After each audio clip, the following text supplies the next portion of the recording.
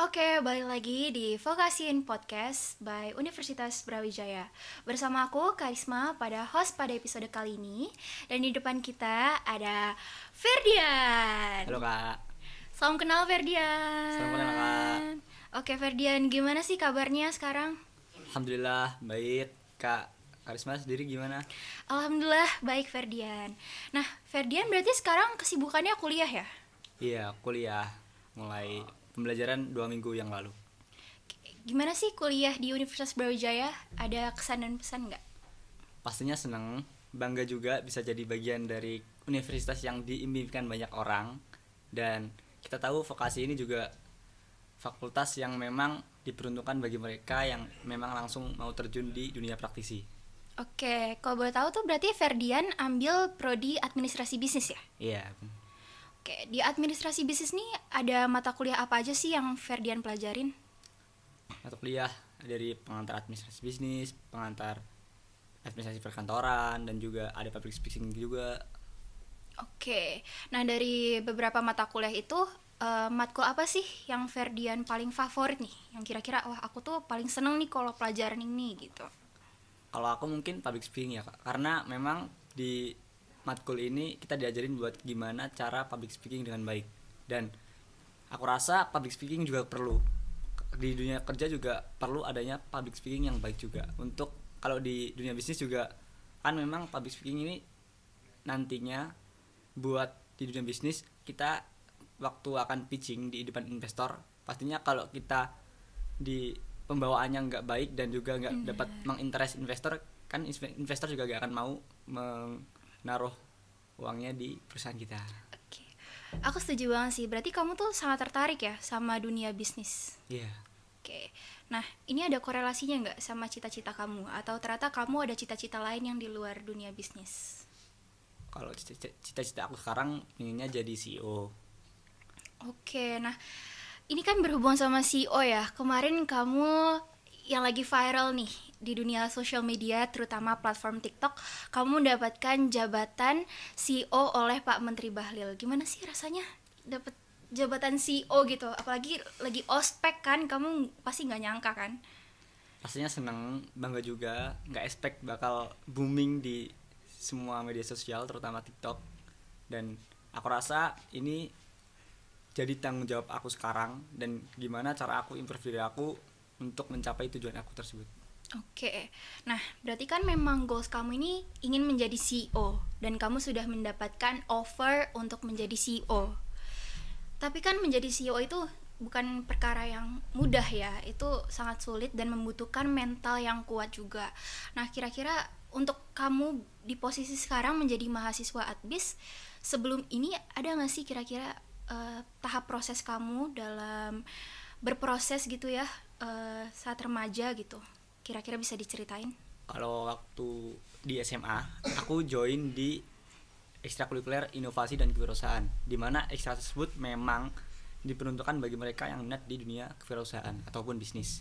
Dan di situ aku mengambil banyak hal, terutama waktu aku ikut kompetisi dan juga event-event yang memang event tersebut seperti kayak inkubator bisnis, pelatihan bisnis juga. Jadi banyak hal yang memang aku lakukan dari aku SMA sampai sekarang, dimana saat ini aku juga belajar caranya improve diri aku buat mencapai tujuan aku yang menjadi CEO tersebut. Oke, nah aku dengar kamu nih juga ikut Fiksioner ya? Iya.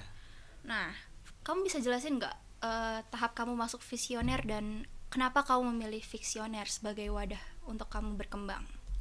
Ya, Fiksioner itu sebenarnya Fiksioner itu juga wadah buat mereka yang minat di dunia kewirausahaan. Apalagi para Gen Z yang memang minat di dunia kewirausahaan. Aku sendiri kemarin join Fiksioner. Sebenarnya aku 2 kali ditolak sama Fiksioner waktu join Fiksioner. Terus kemarin dapat ajakan buat join Fiksioner di Creative Center di produk manager. Nah, itu aku diajakin join buat jadi bagian dari Fiksioner tersebut. Oke, selain Fiksioner kamu juga ikut komunitas Lamongan Mengajar ya? Iya.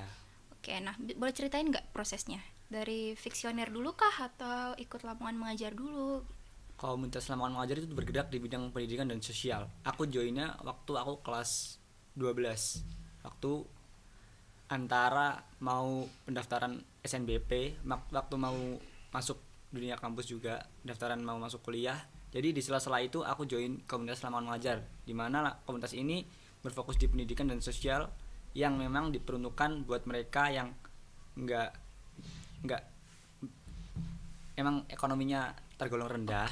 Dan sulit secara finansial sulit ya. secara finansial. Dan Isi. kita setiap minggu itu ada yang namanya lapak baca. Jadi lapak baca itu diperuntukkan bagi mereka yang memang anak jalanan ataupun anak-anak pemulung ataupun orang-orang yang finansialnya di bawah. Jika kalau mau join buat membaca ataupun belajar, kita juga welcome di setiap hari minggu itu. Jadi selain kamu punya jiwa kewirausahaan yang tinggi, kamu juga punya jiwa sosial yang tinggi juga ya, Ferdian ya? Juga tertarik ya di bidang sosial ya? I see. Nah, terus berarti kan kamu mengikuti dan aktif di berbagai kegiatan ya? Gimana sih caranya kamu supaya membagi waktu nih? Dan juga tetap kita nih selalu semangat gitu, nggak merasa burn out. Nah, mungkin di sini yang nonton lagi ngerasain burnout, lagi ngerasain capek sama banyaknya kerjaan, kena pressure. Nah, mungkin kamu bisa sharing. Ya mungkin kita yang pertama pasti tentuin tujuan. Kenapa kita join ataupun gabung di suatu organisasi tersebut. Dan kalau udah gitu kita harus pilih mana yang lebih diprioritaskan dan mana yang memang harus dipinggirkan terlebih dahulu. Dan kalau kita udah tentuin itu, kita pastinya lakuin dong yang lebih prioritas dan mengesampingkan yang memang bukan prioritas utama kita. Jadi ada juga ya kegiatan-kegiatan yang gak kamu ambil gitu ya untuk kamu lebih fokus ke prioritas ini gitu. Nah, terus juga aku dengar kamu tuh join komunitas narasi ya, yang Najwa Shihab itu ya. Kamu boleh ceritain gimana prosesnya? Iya, waktu bulan 6 kemarin, bulan Juni kemarin itu ada yang namanya Open Recruitment Komunitas Narasi Jawa Timur. Nah, di situ aku join awalnya cuma iseng-iseng buat ngisi kesibukan aku, waktu luang aku, sambil menunggu waktu perkuliahan tiba.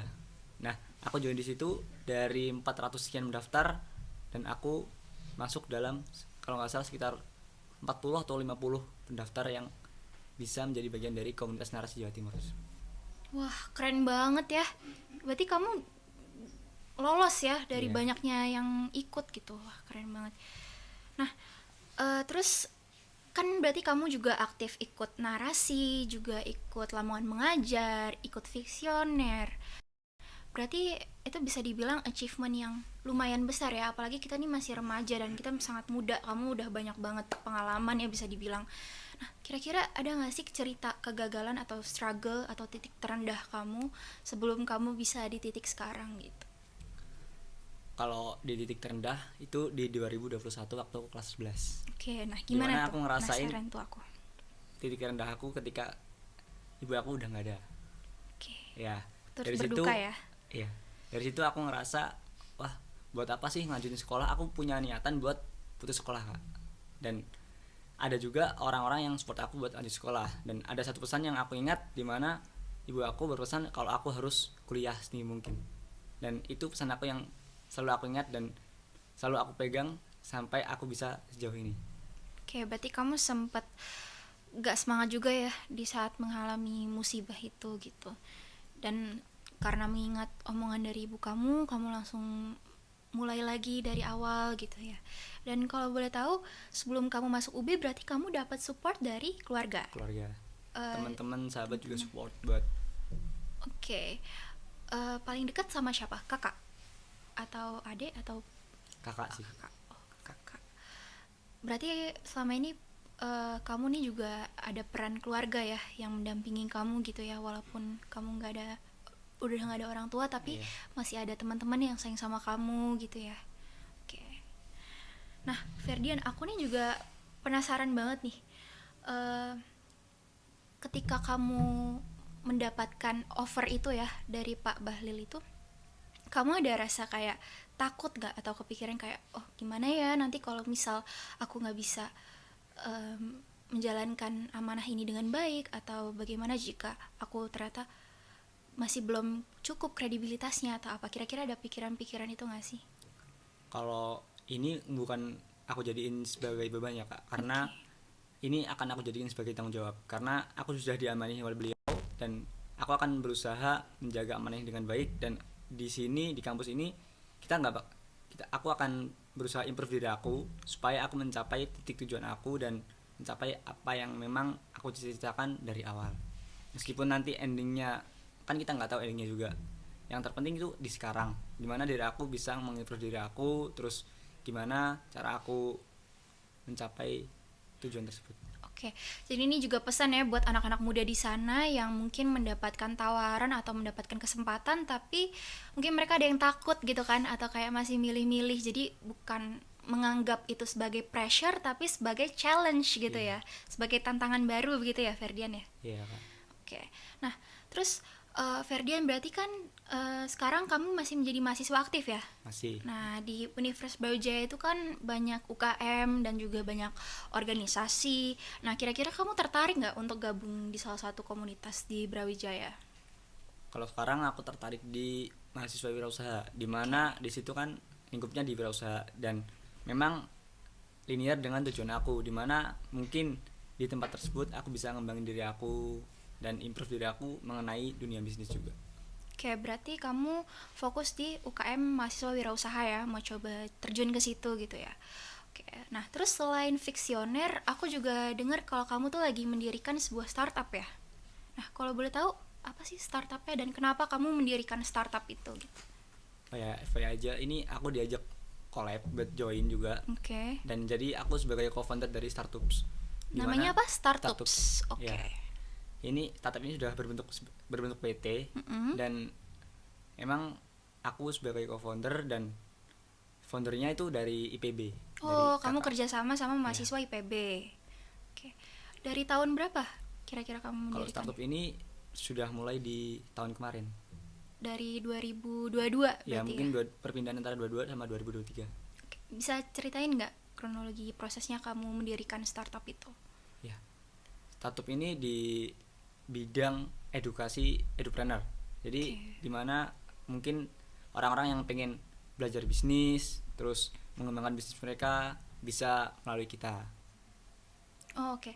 Udah ada kerjasama belum sama kementerian kah atau apa? Kemarin sempat kerjasama dengan Kemendikbud kalau nggak salah Oke. di sebuah event yang memang diperuntukkan bagi mereka event bagi mereka yang memang mau belajar bisnis. Dan event Kemendikbud ini kayak sebuah kompetisi di bidang bisnis juga gitu. Nah, keren banget ya. Nah, kira-kira startups nih lagi oprek intern nggak ya nih ya? Mungkin Ya. yang lagi nonton pengen. Startup ini lagi Apply. intern batch 2. Oke. Dan buat teman-teman yang memang mau belajar di sebuah organisasi, di sebuah perusahaan bisa join Startups. Oke, dari tanggal sampai tanggal berapa nih opreknya? Dari awal September sampai hari ini deadline-nya. Oh, hari ini Iya. deadline-nya ya berarti. Mungkin nanti akan ada batch seterusnya ya Iya. kalau udah close registration ya. Oke. Mungkin awal Januari atau Februari buka batch lagi. Oke. Nah, berarti program itu kan program unggulannya startups ya? Ada program-program lain nggak yang didirin sama startups? Startups itu ada 3 jenis. Oke. Yang pertama bounding card, yang kedua ada sistem kelas online gitu, yang ketiga ada buku buat belajar mengenai dunia bisnis. Wah, nama programnya lucu banget ya, Bounding Card. Iya. Apa tuh kalau boleh tahu Bounding Bounding card Card? itu kayak sebuah gimana kita bisa belajar bisnis dengan bermain. Jadi kayak Oke, wah seru nih, gimana kita gimana? kayak main Uno, di sebuah kartu itu ada yang namanya sebuah pertanyaan ataupun challenge di mana kita tahu dunia bisnis itu berjalan. Oke, nah itu berarti diadakan programnya beberapa bulan sekali. Kalau programnya kita berupa produk ya, bukan program. Oh, Dan kalau- produk. iya. Oh, I see. Kalau Produk buku juga dijual gitu iya, ya, kartu boarding gitu card, ya. iya. Oh, Terus kelas oke, oke. juga, terus kayak buku juga kita tuh. Terus kalau kita juga welcome buat kolaborasi sama memang kayak kementerian ataupun pemerintah yang mau mengadakan inkubator bisnis ataupun pelatihan bisnis. Oke, berarti bagi misal nih penonton yang mau belajar bisnis dari awal banget dari nol nih ya, masih pemula, itu bisa beli card-nya ya, Iya. dijual di e-commerce berarti ya. Oke. Nah, terus berarti program selanjutnya selain card itu? Ya, kita program selanjutnya yaitu internship, bukan internship tadi Kak. Kita Oh. mulai aktifnya di akhir September sampai November mungkin. 3 bulan buat internship. 3 bulan internshipnya. Keren. Oke. Ferdian, kamu bisa kasih kalimat nggak buat atau sepatah dua kata buat teman-teman yang nonton di sini, terutama mahasiswa ya dan para maba, kalimat motivasi nih buat mereka yang mungkin lagi struggle dari masa perkuliahannya, atau mereka nih juga pengen memulai dunia bisnis tapi juga masih patah semangat ya, lagi kena cobaan atau apa. Mungkin kamu bisa kasih tips and triknya. Mungkin kalau mau belajar bisnis kita bisa mulai dulu dan jangan pernah sia-siakan kesempatan yang ada, karena kalau kata Panji Pragiwaksono, jangan pernah sia-siakan 5 menit kesempatan yang diberikan kepada lo, karena lo gak akan pernah tahu, bisa jadi 5 menit itu bisa mengubah hidup lo selamanya. Keren banget. Keren. Oke, terima kasih ya Ferdian udah datang ke Vokasiin Podcast. Nanti kalau misal kamu udah sukses, sudah mencapai jabatan CEO, jangan lupa datang lagi ya, undang lagi amin. ngobrol sama aku, oke? Terima kasih teman-teman yang udah nonton Vokasiin Podcast. Jangan lupa like, comment, dan subscribe. See you.